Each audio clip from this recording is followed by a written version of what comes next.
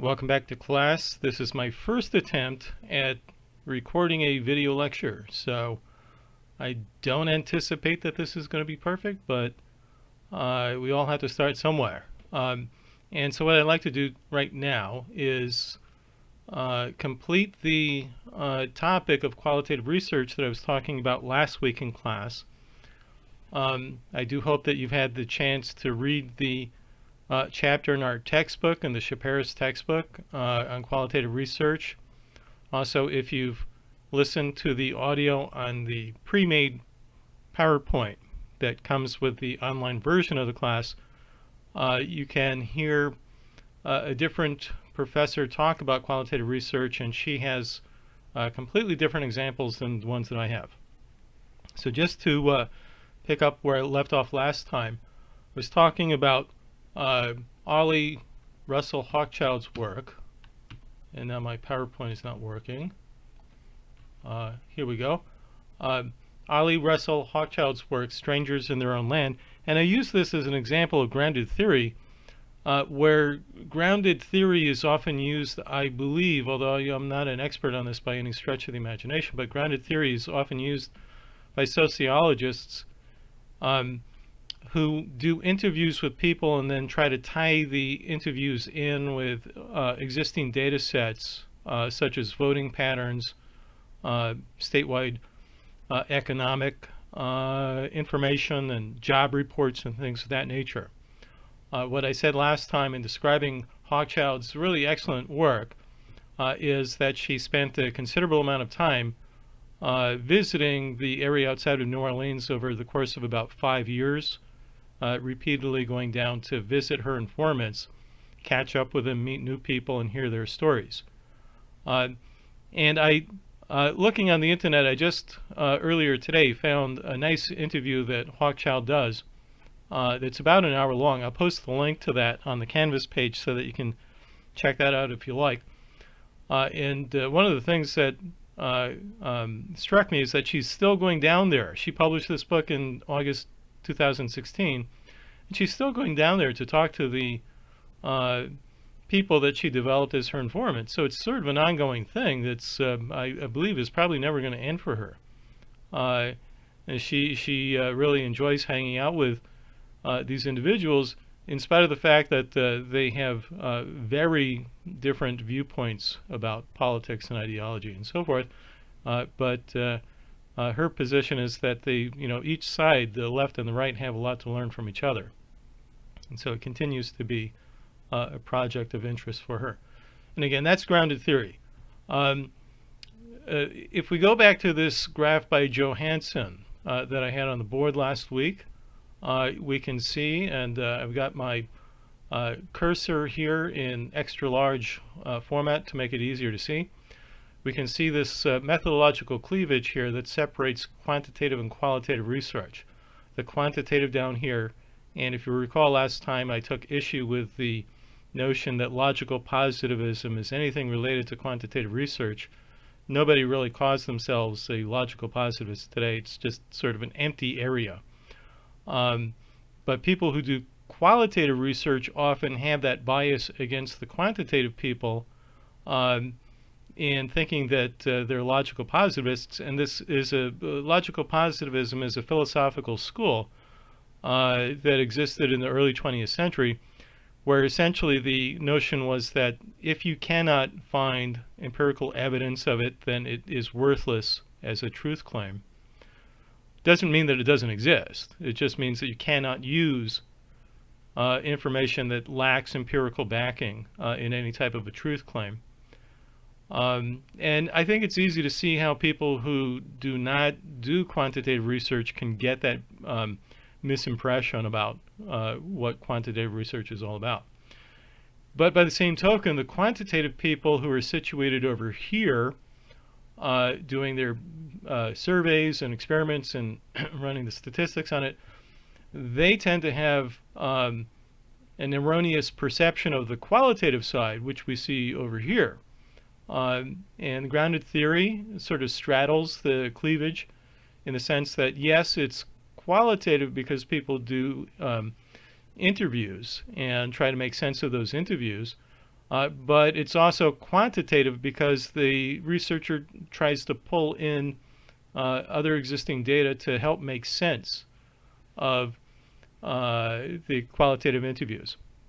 One of the things that I mentioned last week is that for grounded theory, researcher, in the case of Hochschild, what she said is she had to overcome her own empathy wall in order to truly understand what it is that her informants were telling her, and that process is sometimes called bracketing.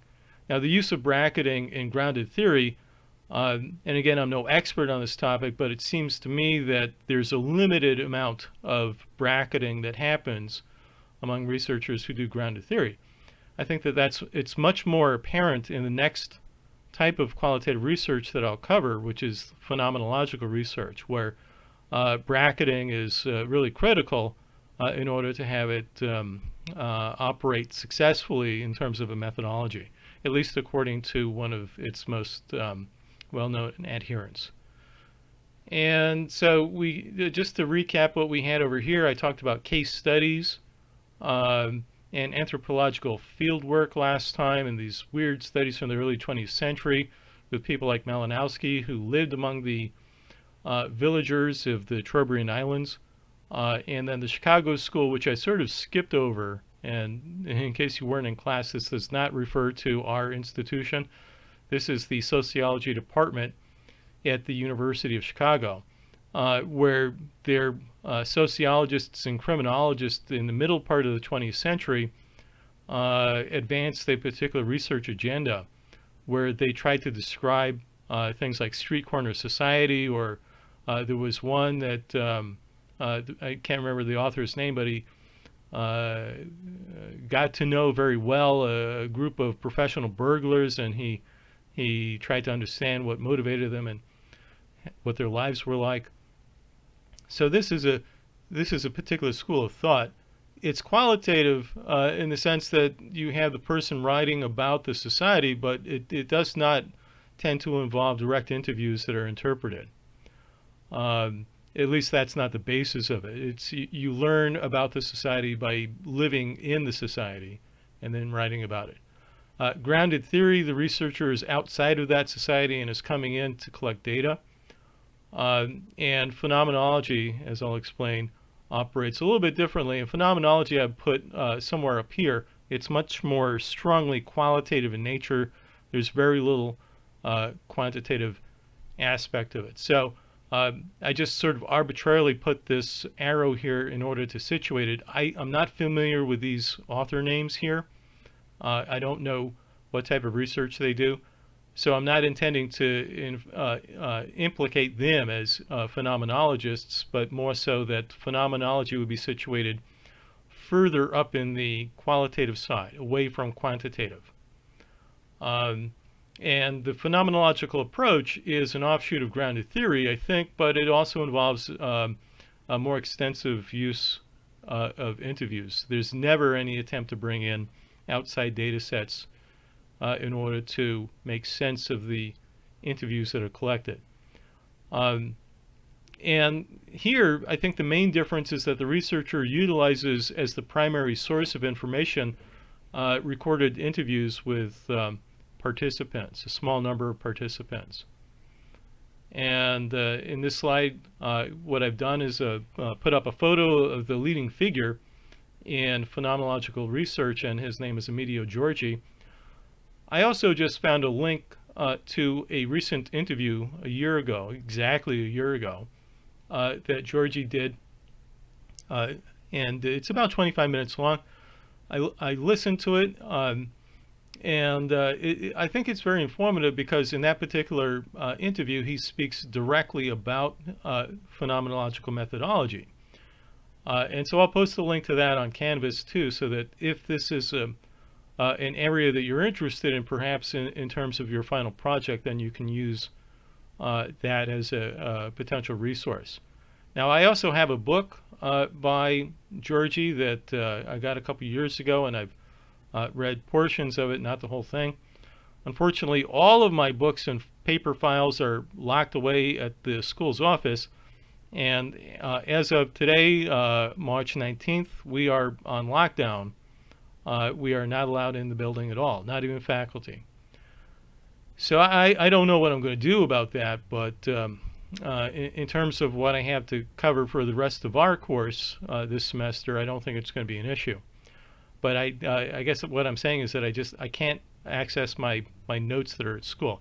I took some digital files home last week, but I did not anticipate that I'd be completely unable to get any of my paper files. So it's kind of a bit of an adversity. At any rate, so Georgi, he's not the founder of the field of phenomenology, but what he is considered to be is the founder of the method itself, which is to say that there were people prior to Georgi who were doing phenomenological research, primarily in Europe, but they did not have any clear methodology that they could articulate. In the video lecture that I'll post where Georgi is interviewed, he states that he went to Europe, this is back in the 1970s, on sabbatical in order to learn the techniques from people who were practicing it, and he found that they did not have any clear methodology, and so he set out to develop a phenomenological methodology. Kind of a hard word to say sometimes. He's still active, apparently, still a professor at Saybrook University in California. I assume he's also on lockdown right now. And so the phenomenological approach involves understanding reality as it is seen by the individual who you are interviewing within the context of that individual's life and environment. And this is something you just cannot do with a quantitative survey. Yes, we can develop scales that measure different psychological constructs, and we can have 20, 30, 40, 50 questions if we want on these scales.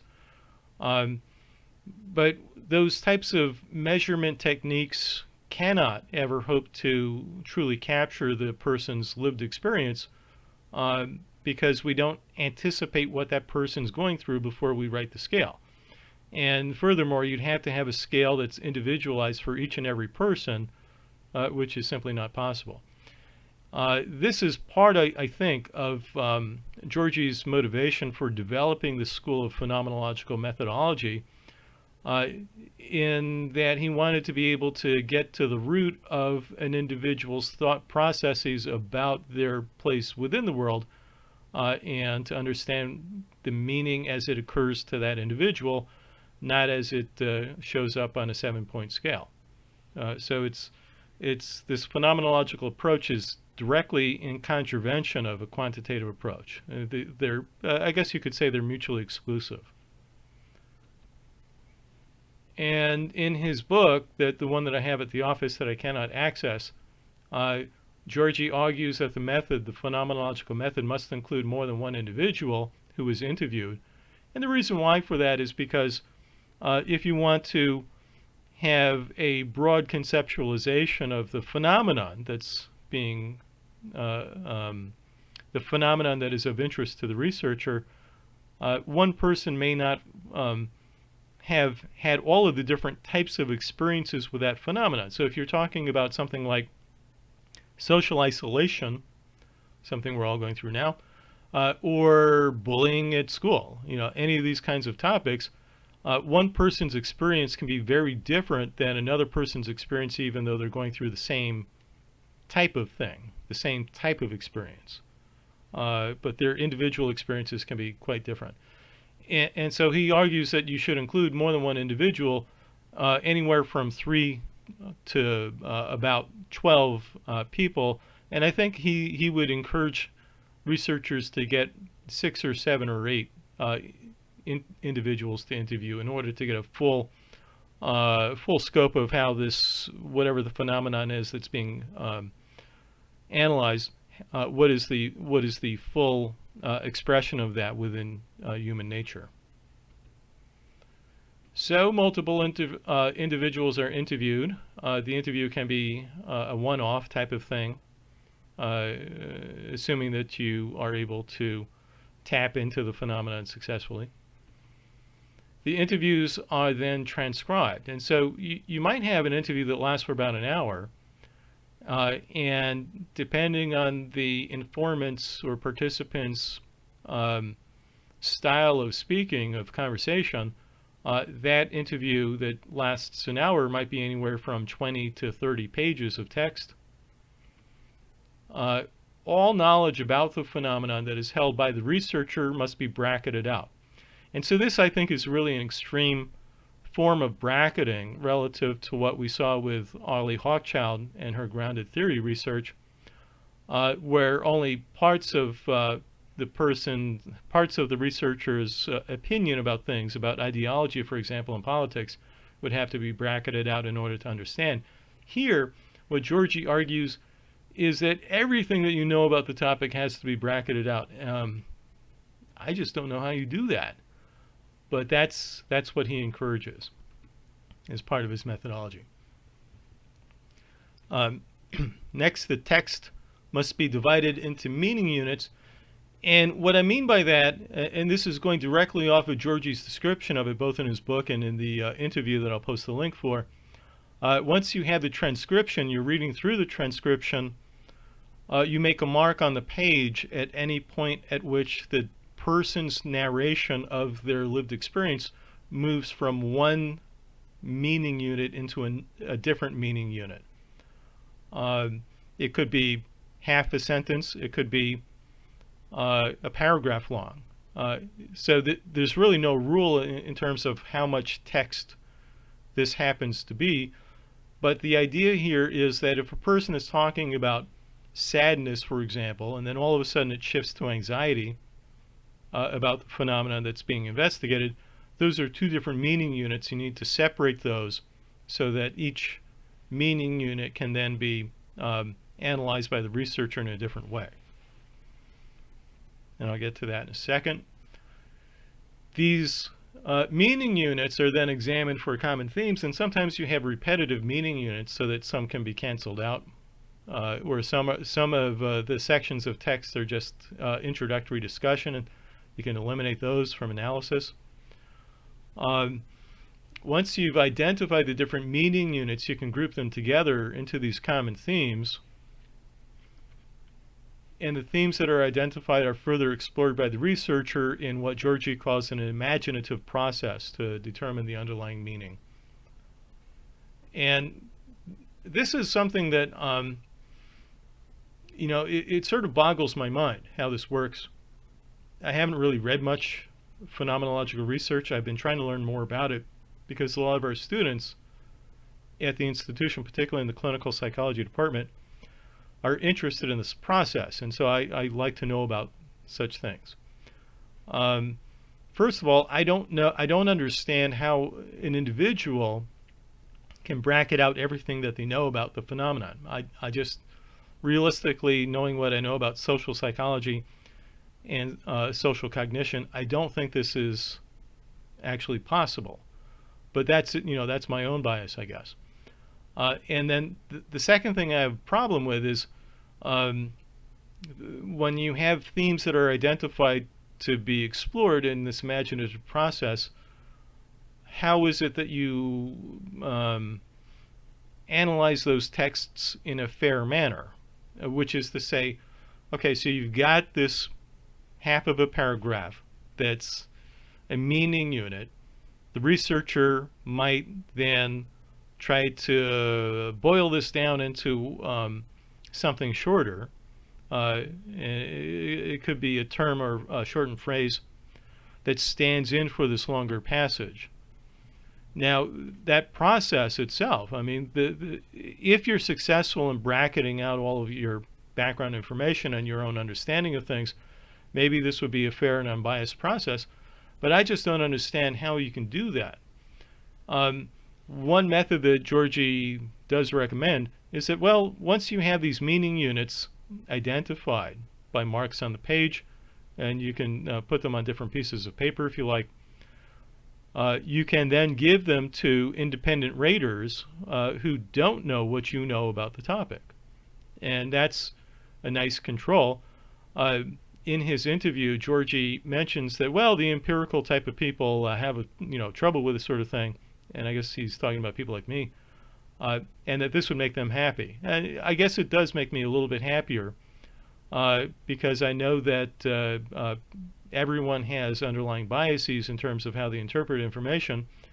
And if you are able to give those text-based descriptions of the meaning units to somebody who's not, the researcher, who doesn't know everything that the researcher knows about the theory or whatever that they're trying to explore, that at least there's a bit of empirical control that you have over the possibility of having your own biases come in. But so I think at this point you probably get a decent impression of the process itself and my critique of it as well. Now, once you have these different raters reading through the texts of these meaning units, you might go back and, as Georgi writes in his 2008 book, you might go back and interrogate those interpretations again. And this becomes then an iterative process where you have several different stages of trying to figure out what is the meaning of the section, and then what is the meaning of the interpretation of that section, and what is the meaning of the interpretation of that section, and so on.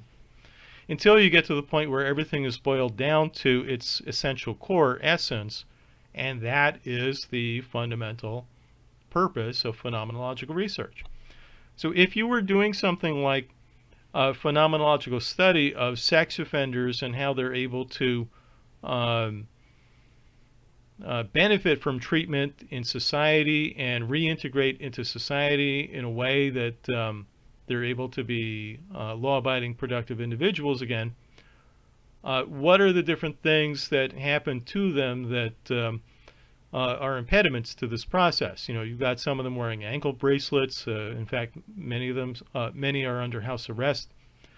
There are lots of different tripwires in the system that are going to get them back into prison or a secure treatment facility if they violate those tripwires, such as going to a movie unsupervised where there are minors at the movie house, where they might not even be able to attend their relatives' birthday parties. They're young, if they have cousins or something, they may not be able to attend their birthday parties if they're minors. And so these are all things that could be analyzed from the phenomenological perspective. I actually had a student do that a year and a half ago, defend a dissertation based on a phenomenological analysis of female sex offenders and their rehabilitation.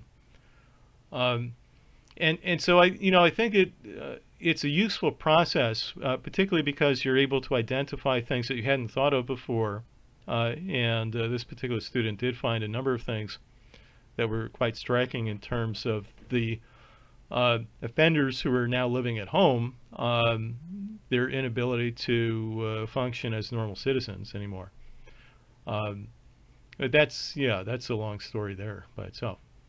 I don't know that much phenomenological research, and I like to have examples. So here's a researcher who I think sort of fits into this area, although I doubt that Clancy herself would call herself a phenomenologist.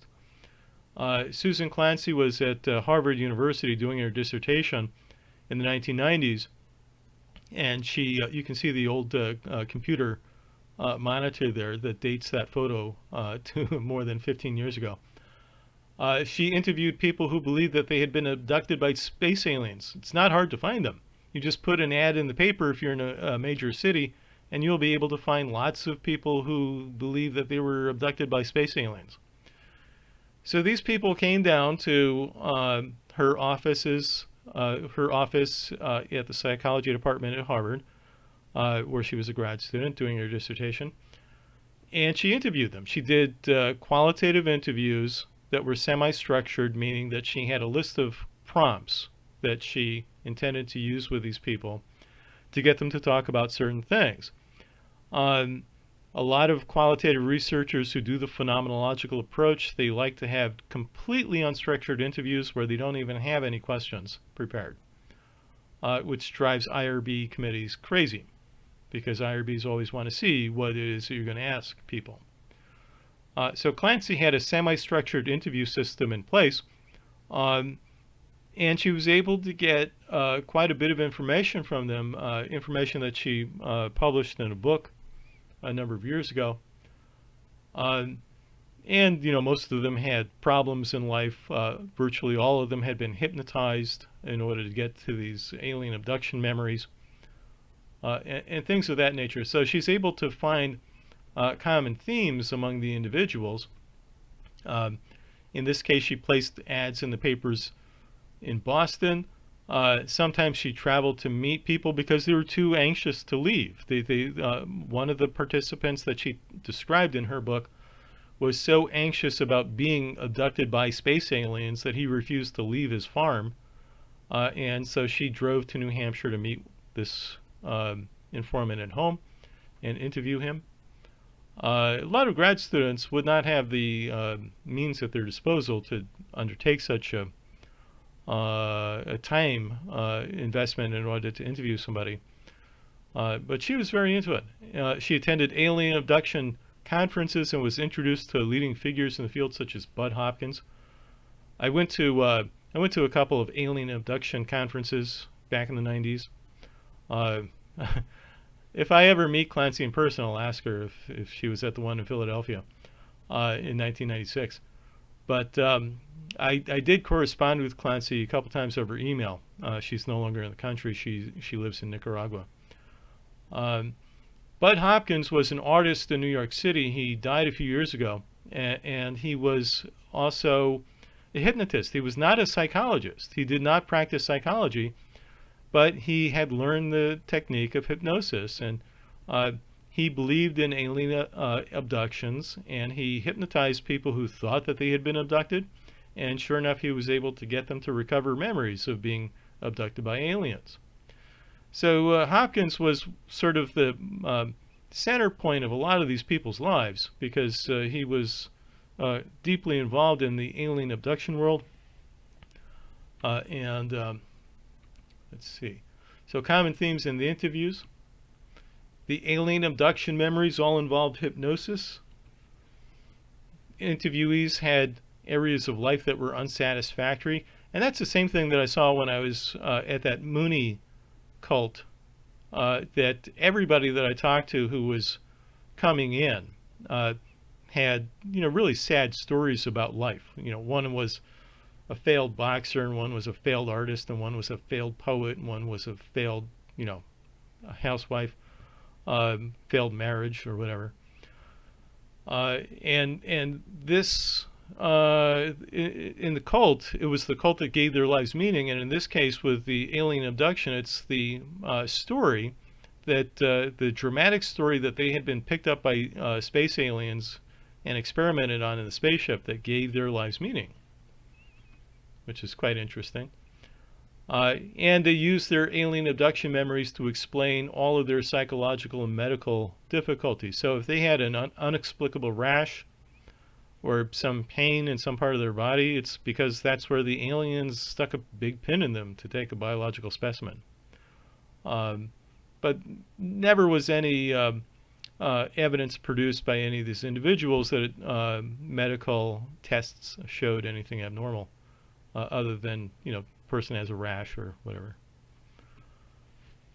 So that's phenomenological research. It's not, I think, the overall, it's not the best case description here with Clancy. Again, I don't think that she would call herself a phenomenologist. She's a clinical psychologist, but that's the kind of the best one that I can do. Until I find a really good example of phenomenological research, I'll leave it at that. And then the last one in the set of, I think it's 5 different types of qualitative research, the last one is narrative research. And this involves constructing a narrative that makes meaning out of another person's life experience. For example, the Diary of Anne Frank, which is an autobiography written by Anne while she was hiding from the Nazis. But that book, which is quite famous, and many of you have read it, has been supplemented with additional documentary materials, all of which are now assembled in the Anne Frank House in Amsterdam. I was in Amsterdam a couple of years ago, and I had the chance to visit the Anne Frank House, and it's really just chock full of ephemera from the family, photographs and things like that. The Anne Frank house is the actual house where she hid. It's a museum. You can walk through it. It's a sort of a scripted walkthrough, so that you have to follow the passage in the way that they've lined it up. It's circuitous. They wind you through different passageways within the house, but you get to see the room where she slept and the things that she hung on the wall that she wrote about in the biography. And there's film. There's some film clips of Amsterdam at that point in time, and I think they're photos of Anne from the family while she was still alive. And so this is a scholarly attempt to create a narrative that's meaningful and expresses the lived experience of Anne Frank to people who are non-scholars. And I think it's really quite effective in that way. By the way, they have so much material relative to the life of Anne Frank. My wife had been there a couple years earlier, and so this was her second visit to the Anne Frank house. She said that many of the materials have been changed out. So it's a rotating display of documentary materials about the family and their experiences.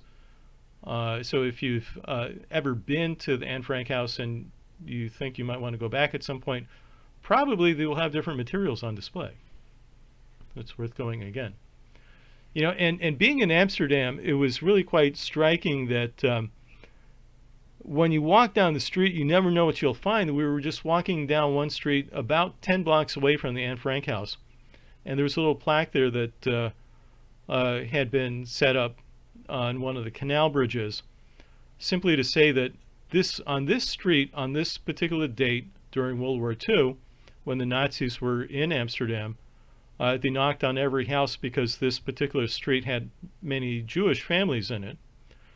And all the Jewish families were ordered to line up in front of their houses, and they were shot right there in front of the canal. I don't remember how many, but it was dozens and dozens of people who were just murdered right there in the street.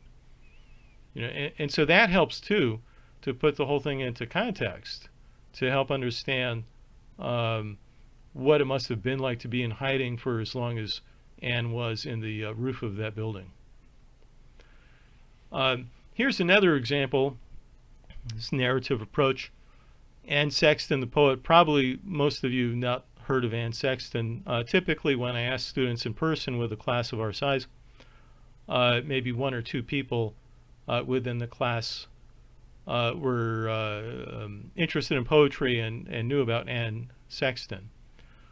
Sexton was originally a very depressed individual who was she was a housewife in the 1950s, and she wanted to live a different type of life. It was very unsatisfying for her, and she developed alcoholism and a deep depression. You can see her on the right with her daughter. One of the things that happened is that after she goes into therapy for her depression, and this is before she's a poet, her therapist advises her that you could start writing about your feelings. And so she turns to poetry in an attempt to deal with her deep depression, and she found that she had a great deal of skill at poetry, and she set out to master the art of poetry.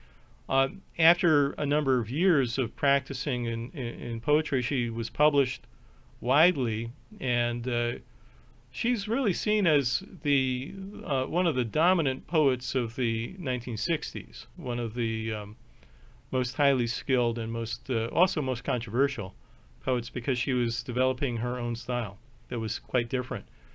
She's called the first confessional poet. If you know anything about the music scene in the 1990s and early 2000s, you have the band Hole with Courtney Love. Her songs are all about, terrible things. There would be no confessional type of rock and roll like that had it not been for Anne Sexton, who originated this whole approach to writing poems about your problems, your psychological, psychiatric issues, suicidality, and so forth. All of that goes into her poems. She was close friends with Sylvia Plath. And in 1963, Sylvia committed suicide using a gas oven. Sexton was very upset because they sort of both wanted to commit suicide, and Sexton wrote about how she was upset that Sylvia got there first. It took Anne Sexton, I think, 9 years to get to the point where she committed suicide. Here you see a photo of her with one of her books of poems, Live or Die. You can tell by the title of the book what it's about. It's really questioning whether she should just kill herself or not. And she did. She committed suicide in 1974 by drinking a large glass of vodka in order to pass out while the car was on in the garage, and the carbon monoxide slowly put her to death. You can see somebody put some lipstick on her grave there. Now here's the interesting thing. So all of that is sort of a side story, but here's the interesting thing. Diane Middlebrook is a biographer, and she got interested in the Sexton story because she'd heard about therapy tapes that had been made by Sexton's therapist, Martin Orne. Now, Orne is a very well-known psychiatrist in forensic psychiatry. He's died about 10 years ago, or 12 years ago, I think. But he was very controversial in this case because he gave the tapes to the biographer. If you're interested in serial killers, you might actually know this anecdote about Orne, that Orne was the one who evaluated the serial killer Kenny Bianchi, one of the two Hillside Stranglers. After Kenny Bianchi was arrested, I think they killed something like 13, the two of them, Angelo Bono and Kenny Bianchi, killed 13 women and girls in Los Angeles in the 1970s. After Bianchi was arrested, he tried to use the insanity defense by claiming that he was multiple personality. And Orne evaluated Bianchi and came up with a couple of very persuasive reasons why you cannot believe him. One of those reasons was that one of the names of his alter personality was the name from a diploma that Bianchi had stolen from a clinical psychology grad student. Bianchi, before he became a serial killer, tried to become a fraudulent psychologist. He put up ads on car windshields saying that, hey, do you need therapy? Come and see me. And he actually did scare quote treat a couple of people that way. They never came back for a second session because of course Bianchi was just a psychopath and con artist. But he used the student's name as one of his alter personalities. At any rate, so Orne was a big figure in forensic psychology, but when he was first starting out in the 1960s, he served as Anne Sexton's therapist. What Orne realized is that Sexton was unable to remember anything from one session to the next. And so whatever clinical insight that she had at the end of a session was essentially lost in a psychogenic fugue state. She would be completely unable to remember what she had talked about the previous session. A little bit dissociative. I would not say multiple personality. I don't believe that multiple personality exists at all, but dissociation does.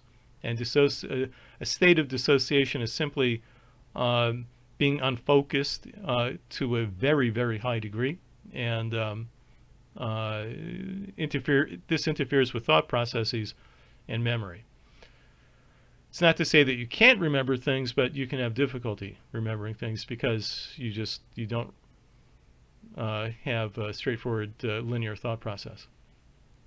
At any rate, and I don't want to get too much off track, um, in order to defeat this psychogenic fugue that was happening on a weekly basis, excuse me, what Orrin did is tape recorded the therapy sessions with the permission of Anne, and he would give the tapes to Anne as homework so that she would listen to these therapy sessions of herself talking, and then she would write about it. And in that way, it would help reinforce her memory and help reinforce the clinical progress.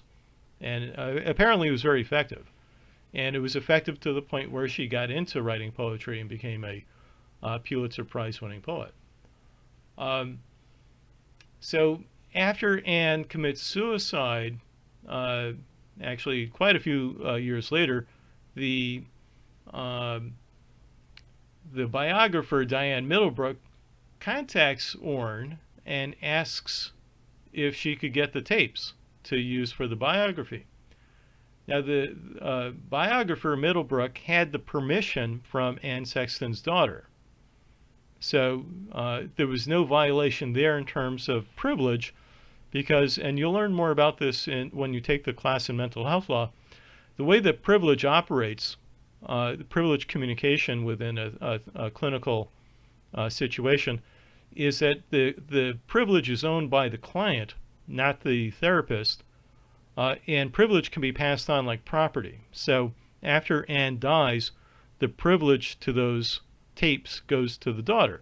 The daughter can either refuse or allow access to the tapes, and the daughter wanted to provide access to the biographer.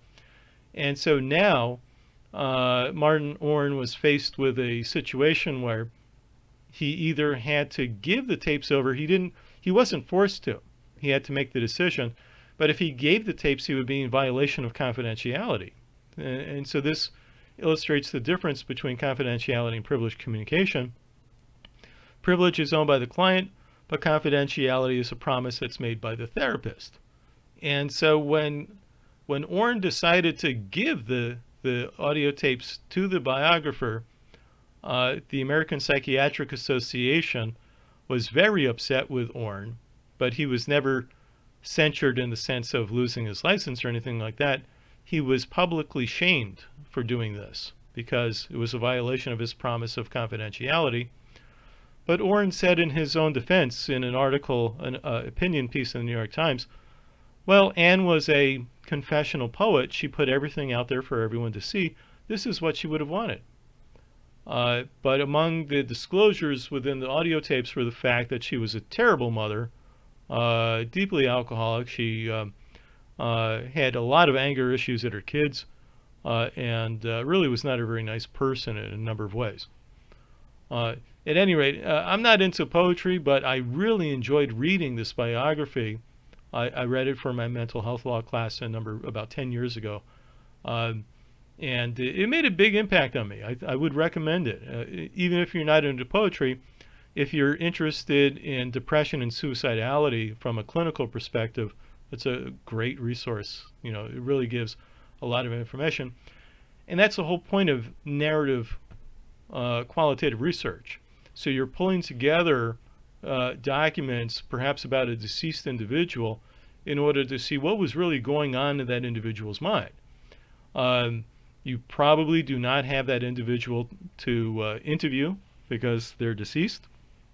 But you may have other documents such as audio tapes or diaries that you can access. And that's why I put these two together, the two Annes, Anne Sexton and Anne Frank, because both had ample writings in which you can analyze and see what the lives were like of those individuals.